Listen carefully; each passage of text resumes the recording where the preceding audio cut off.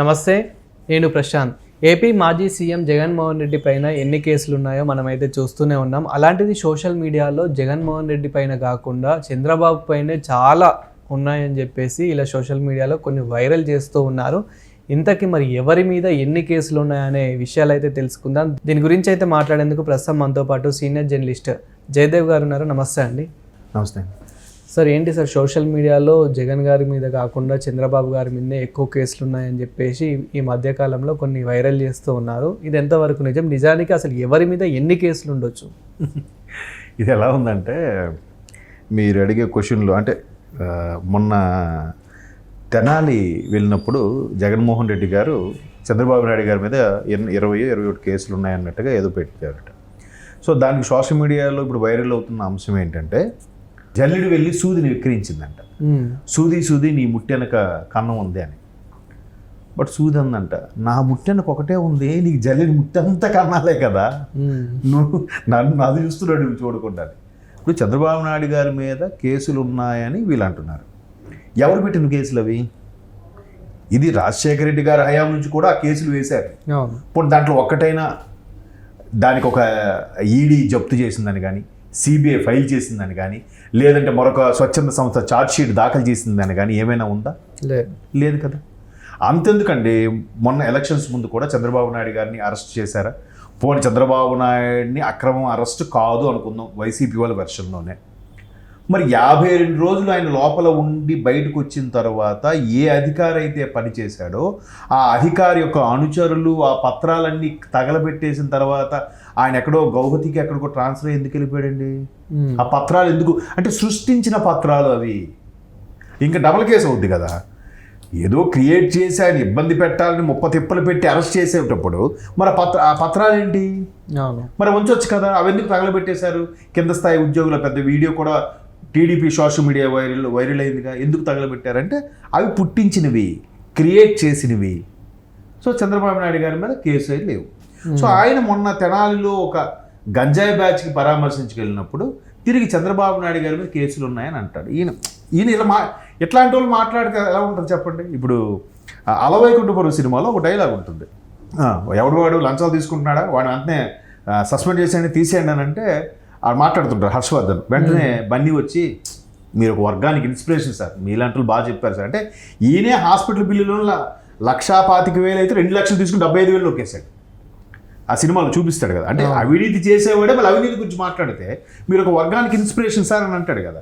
అలాగా ఈయన మీదే ఎన్ని కేసులు ఉన్నాయి, ఈ సిబిఐ ఒక 7 ఉన్నాయి, ఈడీవి ఒక 11 ఉన్నాయి, అవి కాక మిగతా కేసులు ఉన్నాయి. ఇప్పుడు రీసెంట్గా కూడా ఒక లా స్టూడెంట్స్ సంబంధించి ఒక సర్వే చేస్తే వాళ్ళకి ఒక స్టడీ, దాన్ని ఏమంటారు, కేస్ స్టడీ అంట. ఇప్పుడు ఇది జగన్మోహన్ రెడ్డి గారి కేసు విషయంలో ఒక వ్యక్తి 13 ఏళ్ళుగా అంటే సుమారుగా 5,000 రోజులుగా 5,000 days బెయిల్ మీద ఎలా ఉంటాడు? సుమారుగా 3,000 పైచిలుకు వాయిదాలంట. 13 ఏళ్లలో 3,000 పైచిలుకు అంటే ఎన్ని వాయిదాలు పడినట్టు? సరే పోనీ దీనికి ఇన్నిసార్లు తిరిగారు కదా. ఆయన ఒక మాజీ ముఖ్యమంత్రిగానో, ముఖ్యమంత్రిగా గానో, అంతకుముందు ఒక పార్టీ నాయకుడుగానో, లేదా మాజీ ఎంపీగానో అంతకుముందు ఈ కేసులకు వెళ్ళినప్పుడు ఆయనకు ఒక సెక్యూరిటీ, ఆయనకు ఒక మంది మార్బలము, ఆ కేసు వాదించే లాయర్లు, ఆయనకైన ఖర్చు ఎంతో తెలుసా అండి? సుమారుగా 7,000 కోట్లు అంట కేస్ స్టడీలో తేలింది. అంటే కొత్తగా లా చదివి దాన్ని కేస్ స్టడీ చేసి చూసుకునే వాళ్ళందరూ కూడా ఒక రీసెర్చ్ లాగా చేస్తే, ఇన్వెస్టిగేట్ చేస్తే అందులో తేలిన అంశాలంటివి. ఇప్పుడు అవన్నీ వైరల్ అవుతున్నాయి. అనవసరంగా కెలుక్కున్నట్టు అయిందిగా. చంద్రబాబు ఇప్పుడు అక్కడికి వెళ్ళి మాట్లాడాల్సిందేంటి? అమాయకులైన ప్రజల్ని హింసిస్తున్నారు, లేదా మీరు ఇచ్చిన పథకాలు ఎంతవరకు అమలు చేయలేదు, పేద ప్రజల తరఫున నేను పోరాడతాను, అవసరమైతే అసెంబ్లీకి వెళ్తాను, ఇవి కదా మాట్లాడాలి. ఈయన వెళ్ళి కేసు గురించి మాట్లాడితే ఎట్లా ఉంది చెప్పండి?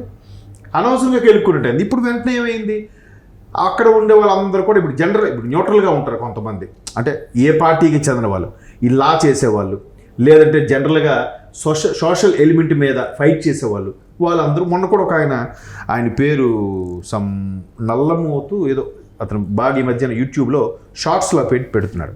ఆయన ఏం చెప్పాడంటే, గత 13 ఏళ్లుగా జగన్మోహన్ రెడ్డి గారి కేసు విచారణ సంబంధించి 6 జడ్జిలు మారారు. ప్రతి 2 ఏళ్ళకి ఒక జడ్జి మారిపోతున్నారు. ఒక జడ్జి వచ్చేసరికి ఆ విషయాలు ఈ విషయాలు వాయిదాలు ఇప్పుడే చెప్పాను కదా, ఈ 13 ఏళ్లలో 5,000 రోజులలో సుమారు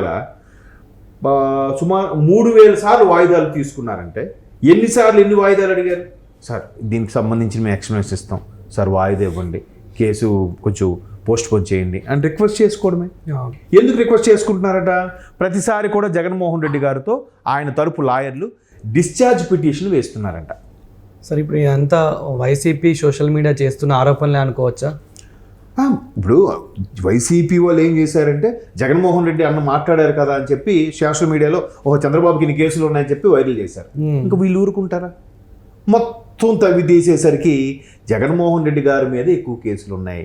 ఇప్పుడు అదే చెప్తున్నారు కదా డిశ్చార్జ్ పిటిషన్ అని. డిశ్చార్జ్ పిటిషన్ అంటే అర్థం ఏంటంటే ఆయన నల్లమూత అతను సంథింగ్ యూట్యూబ్ షార్ట్స్లో పెట్టిన అతను చెప్పేది ఏంటంటే డిశ్చార్జ్ పిటిషన్ అంటే అర్థం ఏంటంటే ఇప్పుడు జరిగిన కేసులో ఇది ఏదైతే నడుస్తుందో ఇందులో అవినీతి జరిగితే జరుగుండొచ్చు, తప్పు జరిగితే జరుగుండొచ్చు, కానీ నాకు సంబంధం లేదు.